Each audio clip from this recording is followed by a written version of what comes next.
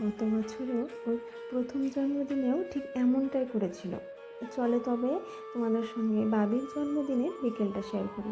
আমরা না সন্ধে হতেই তাড়াতাড়ি করে রান্নাগুলো চাপিয়ে নিয়েছিলাম। তবে হ্যাঁ, সারাদিন একা হাতে করলেও বিকেলবেলাটা কিন্তু একেবারেই একা হাতে করছিলাম না। সবার প্রথম পায়েসটা চাপিয়ে নেওয়া হয়েছিল, আর আমি করছিলাম ওইদিকে আলু চচ্চড়িটা। জানো তো, এখন ছেলেকে বড় করতে গিয়ে না নিজের ছোটোবেলাটা খুব মিস করি। আমরাও এই দিনগুলো ঠিক এইভাবেই আনন্দ করে কাটাতাম, আর ও তো ওর উপহার নিয়েই ব্যস্ত।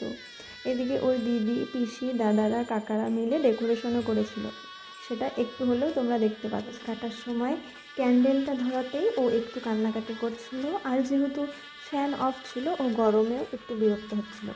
বাকি তো ও কেকটাকে খুব এনজয় করেছে। ও যেহেতু এই ধরনের মিষ্টি জাতীয় খাবার খেতে খুবই পছন্দ করে। তোমরা হয়তো ওর রিয়াকশান দেখে বুঝতেই পারছো। চলো আজ তবে আসি, তবে আমি কিন্তু আবার আসছি।